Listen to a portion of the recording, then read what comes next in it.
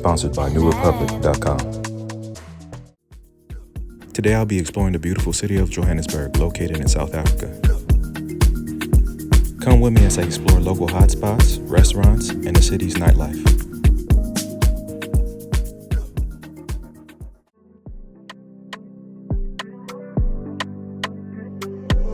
I start my trip off by checking into the White House Sandton in the northern financial district of the city of Johannesburg.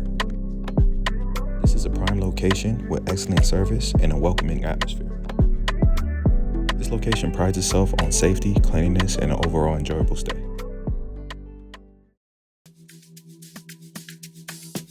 After my check-in and some rest, I head over to Mandela Square, located in Sandton City Mall.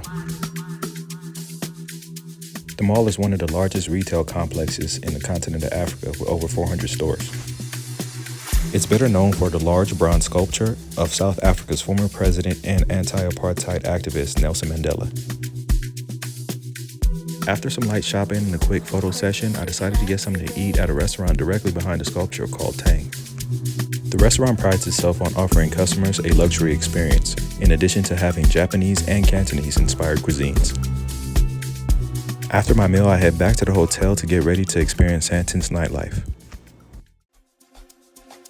For my first stop, I hit one of Sandton's most notable clubs, called Monarch. It was a cool atmosphere, and the DJ played everything from Amapiano, Afrobeats, hip-hop, and top 40.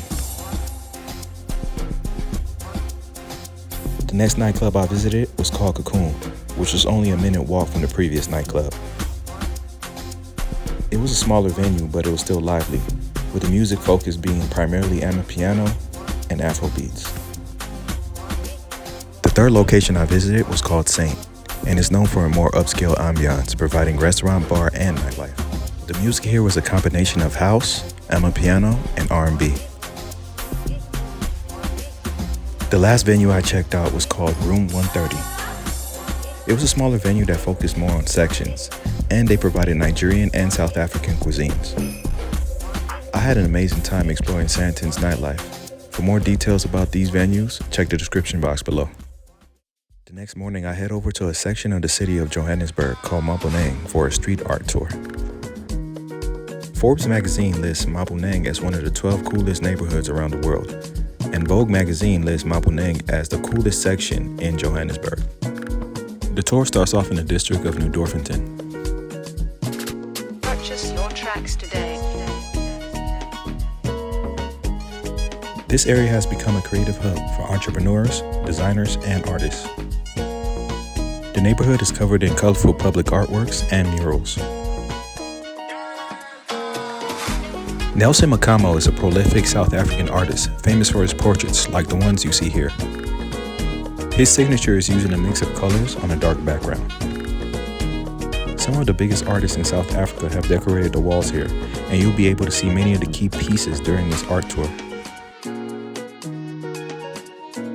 The city's name, Maboneng, derives from a Bantu language called Soweto, or better known as Southern Soweto, and it means the place of light. Purchase your tracks today. As you move along the tour, you'll find colorful stalls lining the streets, selling traditional African jewelry, prints, scarves, and more.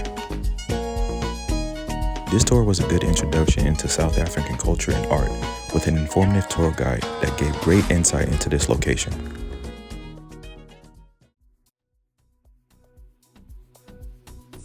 I decided to check out the nightlife in Maboneng and visited a club called Cosmopolitan.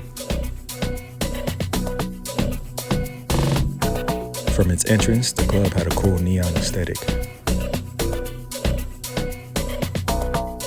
The club was packed, and the energy was amazing all night. People were extremely friendly, and the DJ played primarily Amapiano with some hints of hip-hop.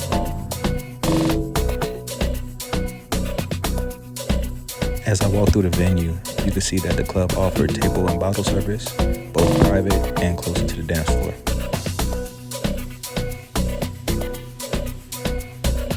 Maboneng had many other nightclubs to check out, but I was having such a good time, I decided to stay at Cosmopolitan.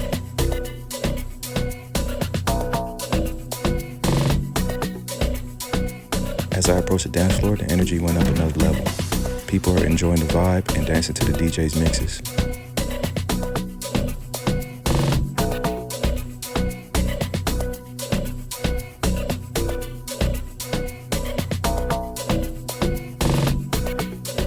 Overall, I had a good time and it was a great experience. I highly recommend checking out Cosmopolitan if you're ever in the Maboneng area of Johannesburg.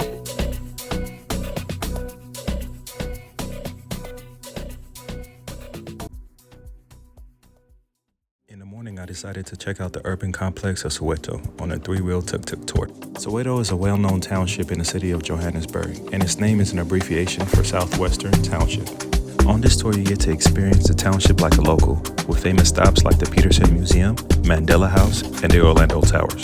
Soweto became the largest black city in South Africa, but until 1976, its population could only have temporary residency, serving as the workforce for Johannesburg. There was a constant state of unrest due to the apartheid regime, and in 1976, riots were sparked by the ruling of Afrikaans being the primary language used in South African schools.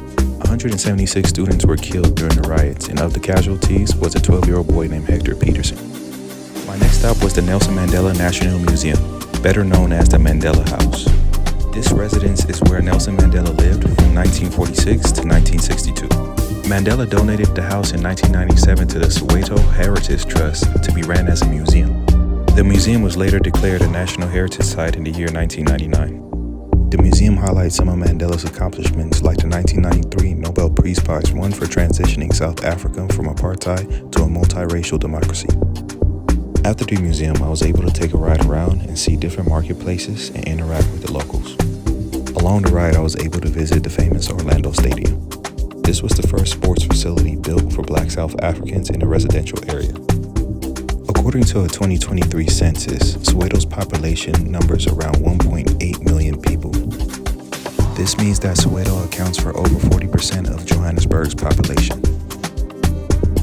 My next stop was the Orlando Power Station, better known as the Soweto Towers. The power station was commissioned at the end of the Second World War and served in Johannesburg for 50 years. The station was decommissioned in 1998 after 56 years of service. In 2006, the power station was turned into a center for entertainment and business. Both towers were painted, one for advertising and the other as the largest mural in South Africa. For the more thrill-seeking individuals, the towers are also used for bungee and base jumping on the platform between the top of the two towers.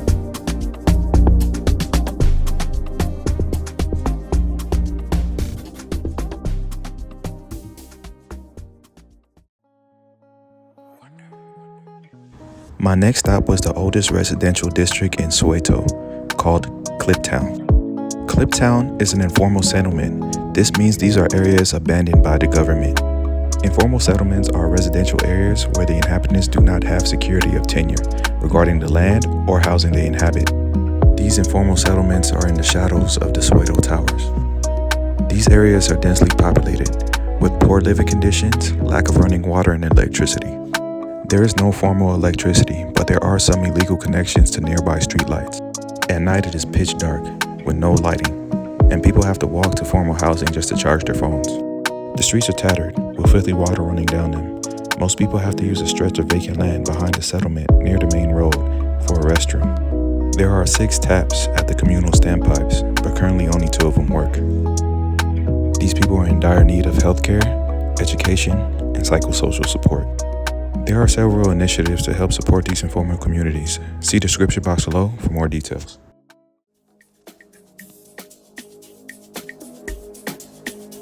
I wanted to experience the nightlife in Soweto, so I checked out a club called Pianohub.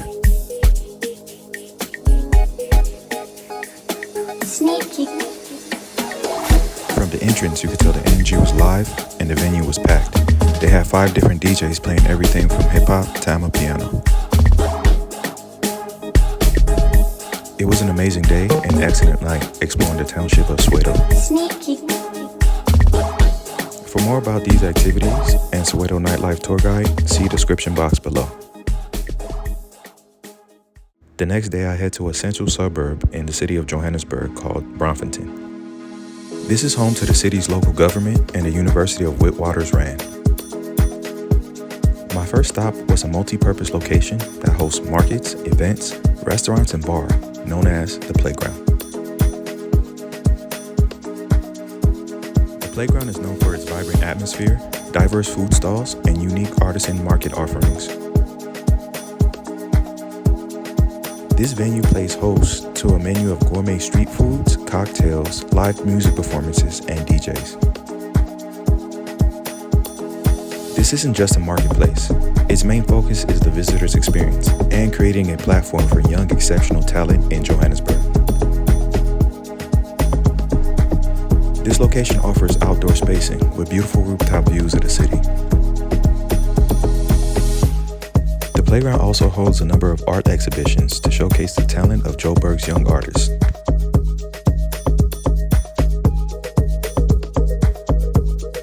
My favorite feature of this location was the rooftop basketball court with an amazing design and breathtaking views of the city.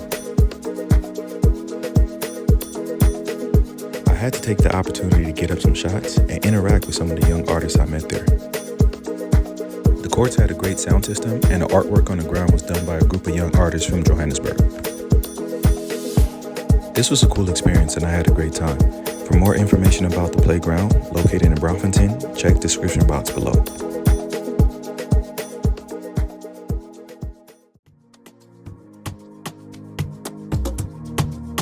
My next location was the City Beach Club in Braamfontein.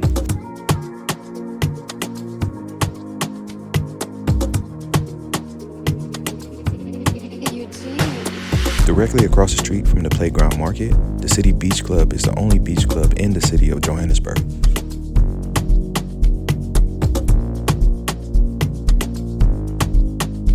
This rooftop bar brings a tropical feel to the city, giving people a chance to relax without having to travel to seek out a Caribbean atmosphere.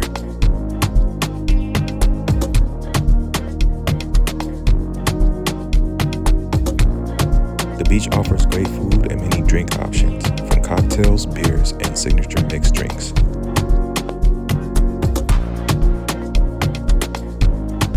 This was a cool environment, and I highly recommend the City Beach Club if you're ever in the Braamfontein section of the city of Johannesburg. For more information, check the description box below.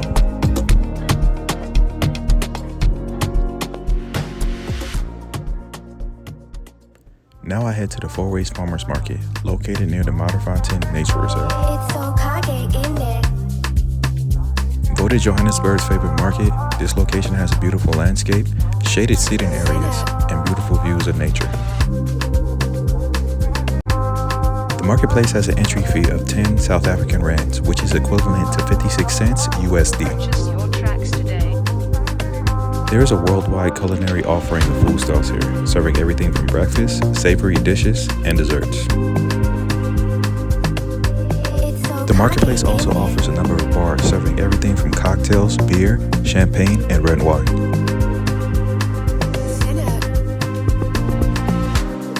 With a kids area and many seating options, this marketplace caters to the family fun experience.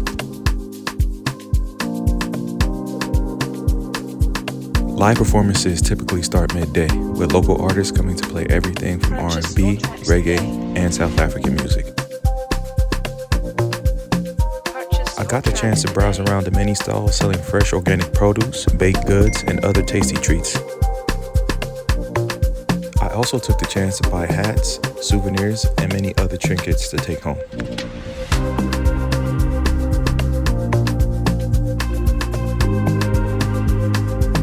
This was a great experience. I enjoyed the food, performances, and overall vibe of the market. For more information about the Four Ways Farmers Market, performances, and events that will be held for future dates, check the description box below. Purchase your tracks today. My next stop was Fellows Funhouse, located in Midrand. This is a day party that involves a combination of engaging activities, delicious foods and drinks, a lively atmosphere, and a welcoming environment.